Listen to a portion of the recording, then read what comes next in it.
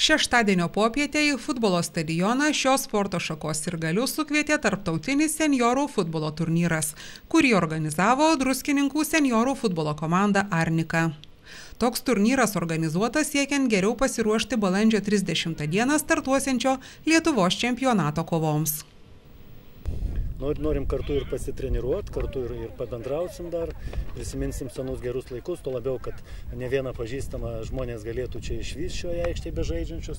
Aišku, ne taip kaip jaunystėje, bet tai vis tiek nenorim pasiduoti tiems bėgantiems metams, todėl ir stengiamės daugiau sportuoti, daugiau bendrauti.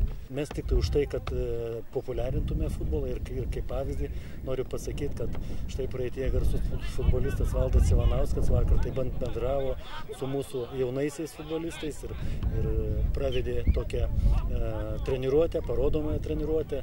Su vaikais buvo gražiai pabendrauta. Mes taip pat stengiamės, kad kartu ir treniruojamės seniorai, treniruojasi su jaunaisiais futbolininkais.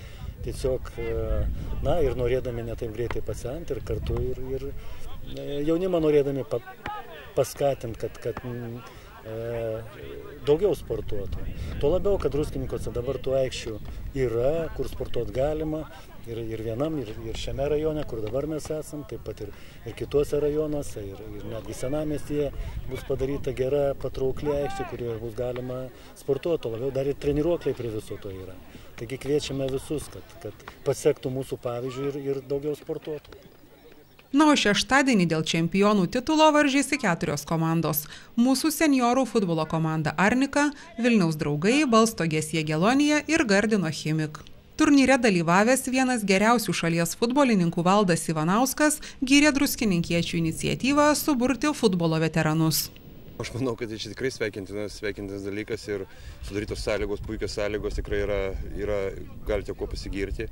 Aš manau, kad didelė kaip sakoma, garbė turėjo Druskininkuose ir manau, kad atsakomybė, kad priimti svetimas komandas.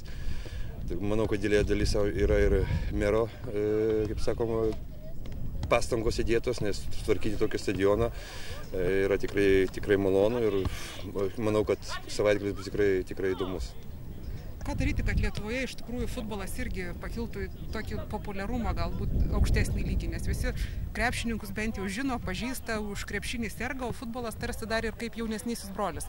Aišku, tai viskas suprantama, rezultatai yra truputį skirtingi negu ankstesniais tarybiniais laikais. Žalgiris, tiksliau Lietuvos rinktinė pasiekė tikrai įspūdingus rezultatus, tikrai sveikintina ir manau, kad Lietuvos žmonės yra suinteresuoti, sakykime, krepšį, bet futbolas yra pasaulyje sporto šaka numeris 1 ir neišliks sporto šaka. Paprasčiausiai turi pasikeisti mentalitetas, gal ateis kitą kartą, gal ateis kažkokie rezultatai geresni ir Lietuvos futbolo pasaulyje, taip kad, manau, čia priklauso nuo kiekvieno asmenybės ir skaitau, kad futbolas vis tiek išlieka sporto šaka numeris 1. Ir jeigu Lietuvoje atsiras daugiau tokių stadionų, kuriuose nuo pat mažens galės vaikai sportuoti, pamilti tą futbolą, tai galbūt tie rezultatai bus greitesni? Taip, sąlygos yra didelis dalykas ir skaitau, kad labai tiesiog gėda turėtų būti ir Vilniui, tam pačiam Kaunui, kurie didmiesčiai neturi tokių sąlygų. Tai yra maži miesteliai kaip Gargždai, kaip Druskininkai, sakykime, Alytus susitvarkė. Šeštadienį surengtame tarptautinėme turnyre mūsų seniorų futbolo komanda Arnika, įveikusi visus varžovus, užėmė 1. vietą. 2. vietoje liko Vilniaus Draugai. 3. vietą iškovojo Balstogės Jagelonija, o Gardino Chimik komanda liko 4.